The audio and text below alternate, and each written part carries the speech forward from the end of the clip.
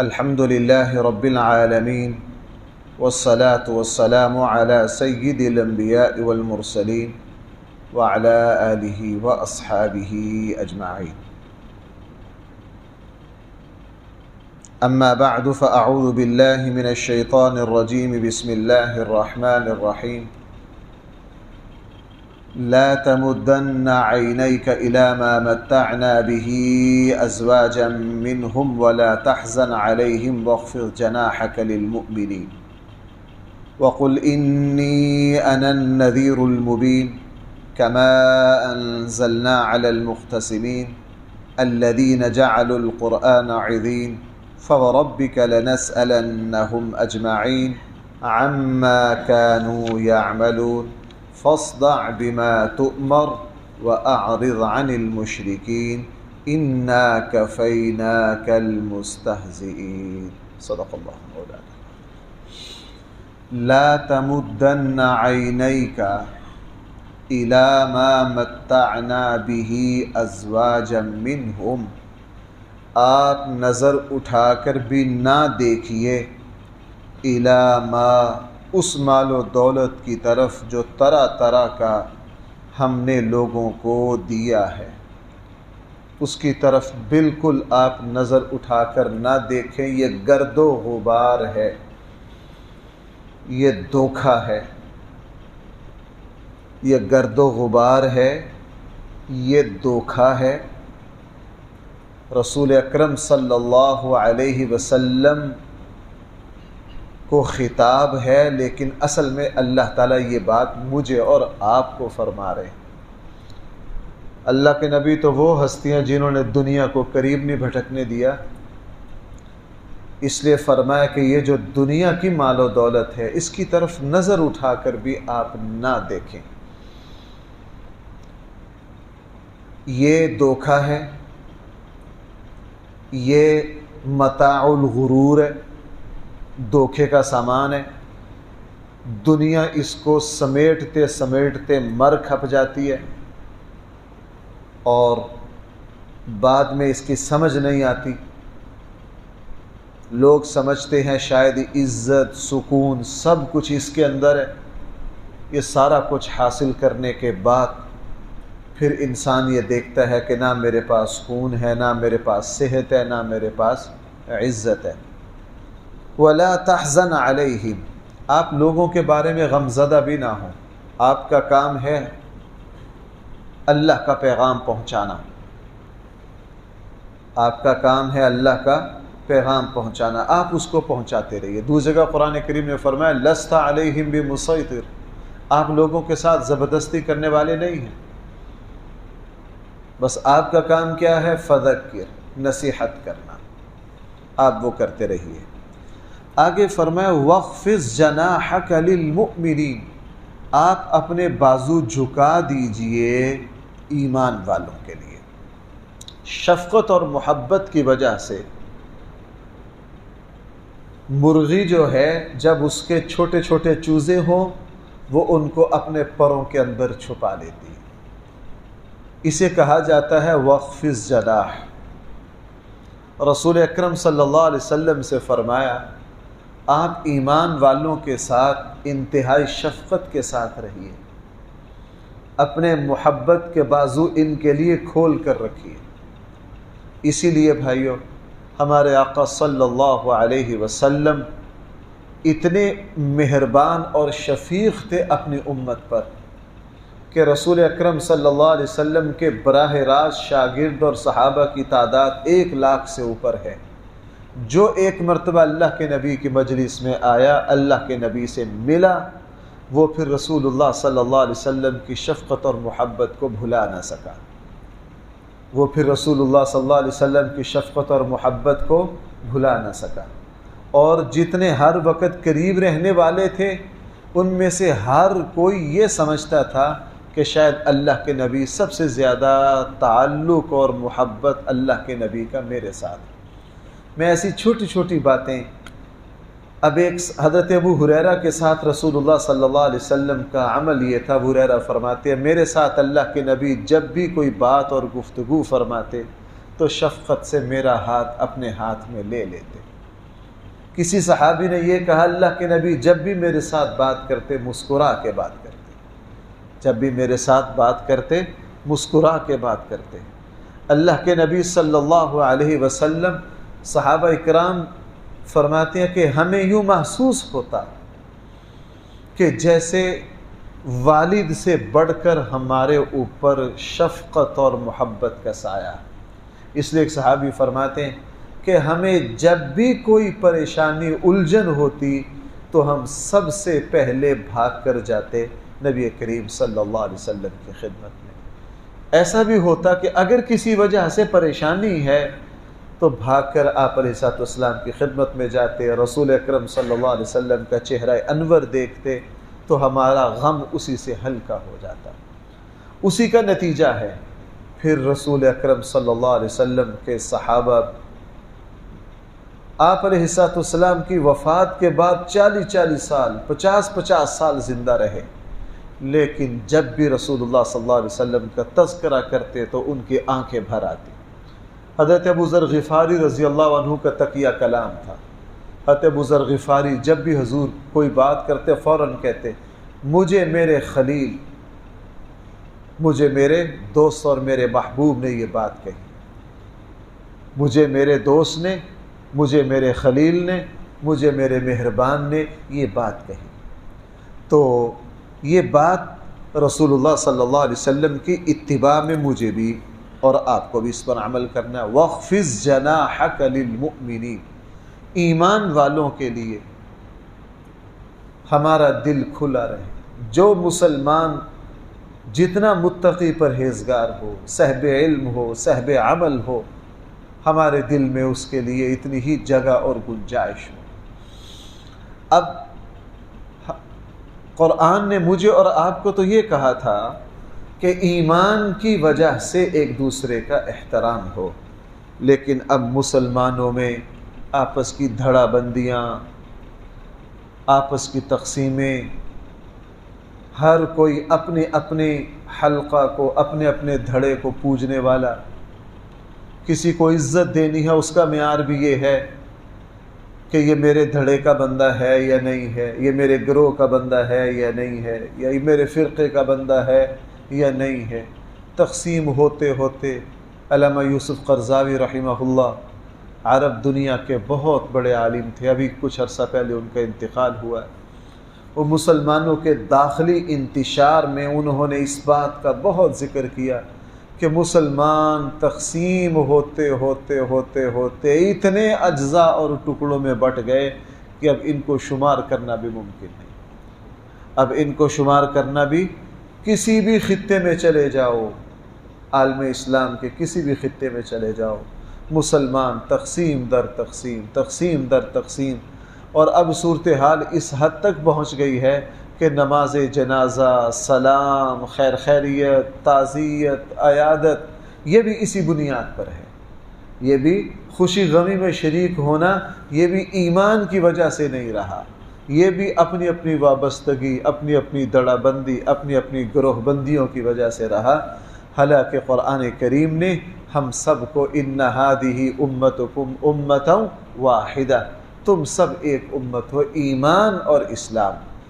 قرآن کریم نے اس لیے فرمایا وَاخْفِضْ جَنَاحَكَ، آپ اپنے بازو جھکا کر رکھیے ایمان والوں کے لیے۔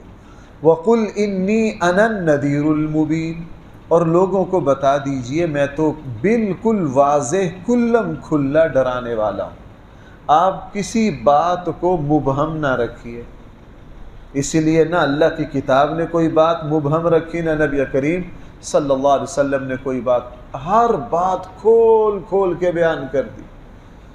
بھئی حجۃ الوداع کا خطبہ پڑھ کے دیکھ لیجئے کتنا کلیئر اور واضح ہے۔ کسی عربی کو کسی عجمی پر کوئی فضیلت نہیں، کسی گورے کو کسی کالے پر کوئی فضیلت نہیں۔ رسول اللہ صلی اللہ علیہ وسلم نے پوچھا آج کون سا دن ہے؟ بتایا صحابہ اکرام نے۔ آج ہم کہاں ہیں؟ میدان عرفات میں۔ فرمایا کہ جس طرح اس دن کی میدان عرفات کی حرمت ہے، تمہاری جانوں کی، تمہارے مالوں کی اسی طرح حرمت ہے۔ تمہارے جان و مال ایک دوسرے کے لیے بالکل حرام۔ اور یہ بھی فرمایا کہ میرے بعد آپس میں ایک دوسرے کو نہ مارنا، ایک دوسرے کو قتل نہ کرنا۔ آپ علیہ الصلاۃ والسلام نے کسی بات کو مبہم نہیں چھوڑا، چونکہ نذیر مبین ہے، ہر بات کو کھول کھول کر بیان کرنے والے۔ اپنی امت کے لیے کیا مفید ہے، کیا مفید نہیں ہے، اپنی امت کے لیے کیا کیا خطرات ہیں، اور اپنی امت کے لیے کیا کیا بھلائی ہے۔ اخلاق کوئی چیز ایسی نہیں جو رسول اکرم صلی اللہ علیہ وسلم دو ٹوک کھول کر واضح طور پر نہ بتلا کر گئے ہوں، اپنی زبان مبارک سے بھی اور اپنے عمل سے بھی۔ اس نے فرمایا انا النذیر المبین، میں تو بالکل واضح ڈرانے والا ہوں، کما انزلنا علی المقتسمین، جیسا کہ ہم نے قرآن کریم نازل کیا علی المقتسمین، تقسیم کرنے والوں کے سامنے۔ اس کا کیا مطلب ہے؟ اس کا کیا مطلب ہے؟ اس آیت کے 3-4 مطلب ہو سکتے ہیں۔ فرمایا کہ ہم نے آپ کے اوپر ایسے ہی قرآن نازل کیا جس طرح آپ سے پہلے یہودیوں پر نازل کیا تھا، لیکن انہوں نے اللہ کی کتاب کو تقسیم کر دیا۔ افتؤمنون ببعض الکتاب وتکفرون ببعض، کچھ کو مانا کچھ کو نہ مانا۔ دین کے جو حصے ان کی مرضی کے تھے ان کو مان لیا، اور جو حصے ان کی مرضی کے نہیں تھے ان کو نہ مانا۔ یہ یہودیوں نے کیا۔ رسول اللہ صلی اللہ علیہ وسلم کے توسط سے قرآن کریم نے مجھے اور آپ کو بھی یہ تلقین کی کہ دین جو ہے ایسا نہیں کہ دین کی کسی بات کو لے لینا کسی بات کو نہ لینا، پورے کے پورے دین کو لینا ہے، پورے کے پورے اسلام کو لینا ہے۔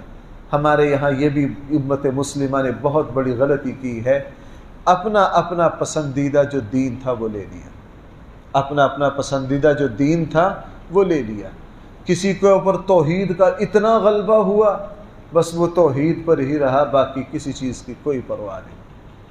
کسی نے ذکر اللہ کو اتنا لیا بس اس نے سارا اسلام ذکر اللہ ہی بنا دیا، باقی کسی چیز کا کوئی پتہ نہیں۔ تو اپنے اپنے پسند کے اپنے اپنے مزاج کے اجزاء لے لیے اور انہی اجزاء کو پوجتے رہے۔ قرآن کریم نے فرمایا نا کما انزلنا علی المقتسمین، جیسا کہ ہم نے نازل کیا تھا تقسیم کرنے والوں پر، الذین جعلوا القرآن عضین، وہ لوگ جنہوں نے قرآن کے ٹکڑے ٹکڑے کر دیے، جنہوں نے قرآن کے کیا کر دیے؟ رسول اکرم صلی اللہ علیہ وسلم کے زمانے کے کافروں نے بطور مذاق بھی کہا۔ ایک مرتبہ مکہ کے مسخرے اکٹھے ہوئے، ایک نے کہا یار سورہ فاتحہ کو میں سنبھال لوں گا، تو نعوذ باللہ من ذالک۔ دوسرے نے کہا سورہ ہجر کو میں سنبھال لوں گا، مذاق اڑا رہے ہیں۔ تیسرے نے کہا فلاں سورت کو میں سنبھال لوں گا۔ قرآن نے کہا انہوں نے ٹکڑے ٹکڑے کر دیے۔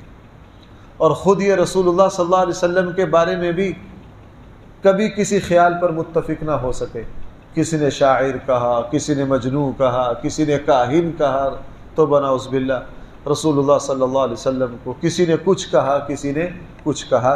اس لیے قرآن کریم نے ارشاد فرمایا ان لوگوں نے قرآن کریم کے ٹکڑے ٹکڑے کر دیے۔ فَوَرَبِّكَ، تیرے رب کی قسم، لَنَسْأَلَنَّهُمْ أَجْمَعِينَ، ہم ان سب سے اس کی باز پرس کریں گے۔ انہوں نے ہمیں حساب دینا ہے، انہوں نے ہمیں بھائی کیا دینا ہے؟ حساب دینا ہے۔ عَمَّا كَانُوا يَعْمَلُونَ، جو کچھ یہ عمل کر رہے ہیں اس سب کا ہمیں حساب دینا ہے۔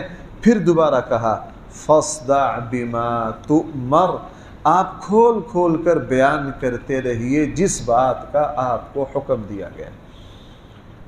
اب بھائی قرآن اللہ کے نبی کو کیا کہہ رہا ہے؟ آپ کو جس بات کا حکم دیا گیا ہے آپ اس کو کھول کھول کر کیا کرتے رہے۔ بھائی کوئی ایسی بات ہے جو اللہ کے نبی مبہم چھوڑ گئے ہو؟ آج لوگوں نے کہہ دیا اللہ تعالیٰ کی طرف سے وحی آئی تھی اپنا خلیفہ جو ہے نا وہ حضرت علی کو نامزد کر کے جانا ہے، تو رسول اللہ صلی اللہ علیہ وسلم ڈر گئے، ابو بکر اور عمر سے ڈر گئے، ڈر کی وجہ سے اللہ کا اس پیغام کو امت تک نہیں پہنچایا۔ بھائی سن رہے ہیں میری بات؟ یعنی یہ ہستی ابو بکر اور عمر سے ڈر گئی، لیکن عمر سے اس وقت نہ ڈری جب مکہ میں عمر تلوار لے کے قتل کرنے کے لیے آئے تھے، اس وقت نہ ڈری۔ یہ ہستی مکہ میں تنہا ابو جہل اور ابو لہب پورے مکہ کے سرداروں کے مقابلے پر استقامت کا پہاڑ بن کر کھڑی رہی، اس وقت نہ ڈری ہے، بعد میں ڈر گئی۔ دوسری بات یہ ہے کہ نبی قرآن بار بار کہہ رہا ہے توبہ نعوذ باللہ، میں تو یہ الفاظ بھی زبان پر بھی نہیں ہم لا سکتے۔ اس کا کیا مطلب؟ اللہ تعالیٰ نے جس بات کا حضور کو حکم دیا تو اللہ، ایسا بھائی ممکن ہے کہ اللہ کے نبی اس کو بیان نہ کریں اور دنیا سے تشریف لے جائیں؟ نہ، سوال ہی پیدا نہیں ہوتا۔ رسول اللہ صلی اللہ علیہ وسلم نے ہر چیز کو، کوئی چیز اللہ کے نبی نے، اب کہتے ہیں میں حضرت فاطمہ الزہرا رضی اللہ عنہا کا موضوع چل رہا ہے، اگرچہ میں روکنا چاہ رہا ہوں اس موضوع کو، بعض مرتبہ جی چاہتا ہے وہ پھر موضوع تھوڑا سا حساس ہو جاتا ہے، حساس، تھوڑا سا دلیری کی بھی ضرورت ہوتی۔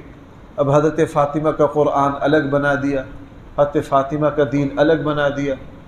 رسائل و مسائل میں ہے، مولانا مودودی صاحب سے کسی نے سوال لکھ کر بھیجا کہ جی شیعہ حضرات یہ کہتے ہیں کہ حضرت فاطمہ کا کوئی الگ صحیفہ دیا تھا حضرت علی کو، فلاں فلاں فلاں فلاں فلاں، پوری مولانا مودودی صاحب رحمہ اللہ نے جو اس کا جواب دیا اس میں سے ایک پیراگراف یہ بھی ہے کہ یار کتنی شرم کی بات ہے، اگر اہل بیت کو کوئی اور دین، تم کیا کہتے ہو کہ اہل بیت کو کوئی اور دین دے کر گئے ہیں اور اپنے صحابہ کو، عام لوگوں کو کوئی اور دین دے کر گئے؟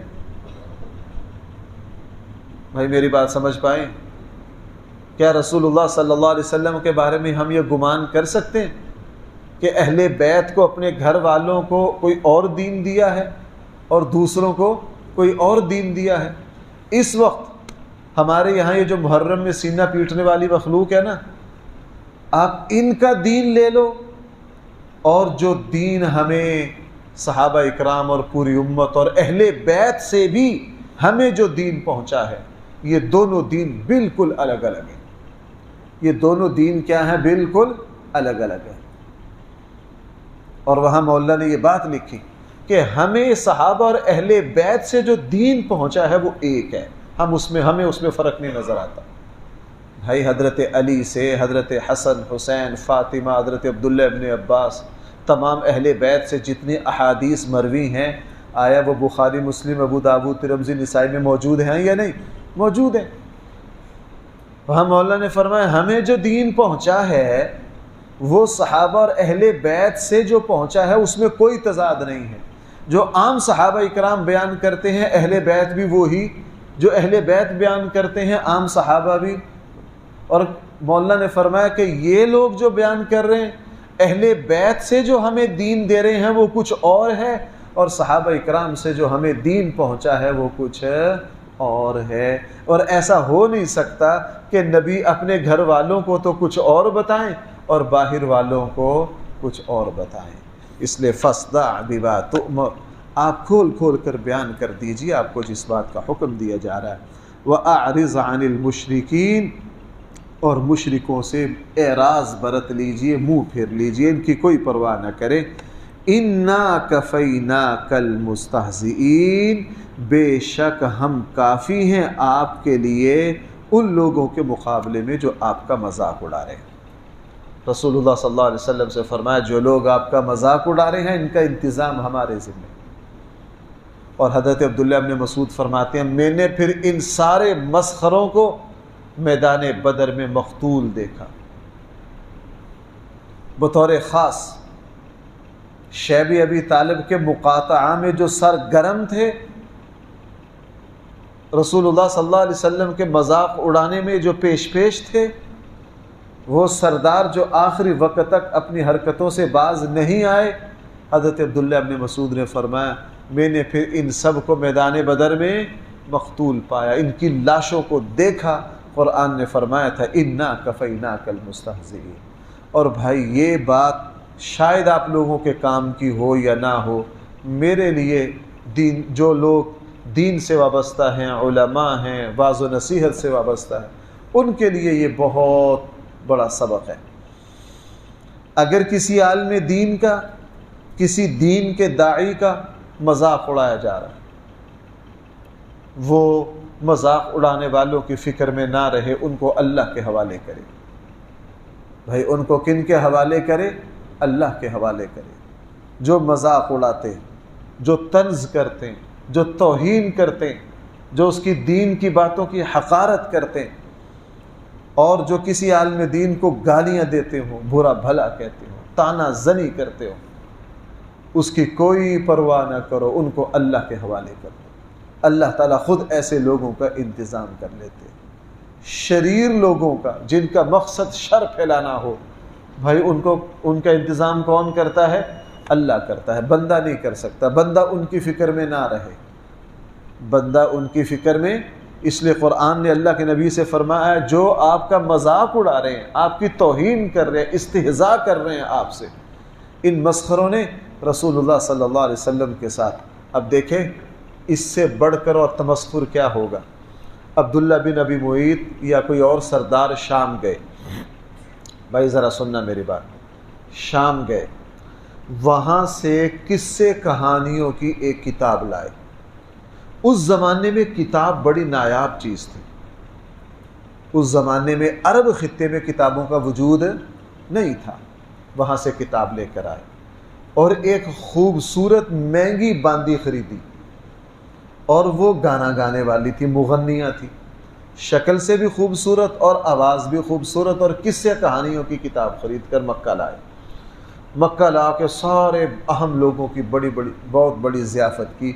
انہیں کہا اب دیکھنا بھائی، یہ واقعہ صرف، وہ کہتے ہیں کہ یہ باتیں زبان پر آتی نہیں ہیں، ہمارا خود دل زخمی ہوتا ہے کہ اللہ کے نبی کے بارے میں ان خبیثوں نے کیا کچھ کہا، لیکن قرآن جب اس بات کا ذکر کر رہا ہے تو اس کو، قرآن کی آیت کو بھی واضح کرنا ہوتا ہے۔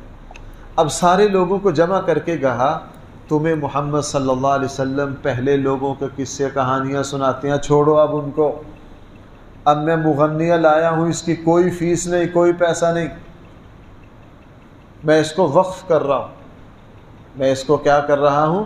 وقف کر رہا ہوں، اور یہ اب گانا گایا کرے گی، پہلے لوگوں کی داستانیں تمہیں سنایا کرے گی۔ اور مکہ میں حضور کے مقابلے میں یہ بے حیائی کا بازار گرم ہوا، یہ بے حیائی کا، بھائی اس سے زیادہ کوئی استہزاء اور توہین والا رویہ ہو سکتا ہے؟ قرآن نے کہا نبی جی آپ ان کی پرواہ نہ کریں، آپ اللہ کی کتاب پڑھتے رہیے، آپ اللہ کی کتاب پڑھتے رہیے۔ اس لیے فرمایا انا کفیناک المستہزئین، اگر ہمیں کوئی خام خواہ دکھ پہنچاتا ہے اس کی پرواہ نہ کریں، اور یہ زندگی میں ہر کسی کو پیش آ سکتا ہے، اللہ نہ کرے کسی کو یہ صورتحال پیش آ سکتی ہے کہ بلا وجہ مخالفت، نفرت، گالیاں، استہزاء، توہین، آپ اس کو بالکل اللہ کے حوالے کر دیجئے۔ آپ مثبت کام اللہ کی رضا کے لیے اخلاص سے اللہ کے دین کا کام کرتے رہیں۔ ایسے لوگوں کو اللہ یوں مٹاتا ہے کہ پھر ان کا نام و نشان مٹ جاتا ہے۔ مشرکین مکہ کو اللہ نے یوں ہی مٹا دیا۔ الذین یجعلون مع اللہ الہا آخر، یہ سلسلہ کلام چل رہا ہے، انشاءاللہ اس آیت سے دوبارہ چلیں۔ الحمدللہ رب العالمین، والصلاة والسلام علی سید الانبیاء والمرسلین وعلی آلہ واصحابہ اجمعین۔ ربنا آتنا فی الدنیا حسنہ وفی الآخرۃ حسنہ وقنا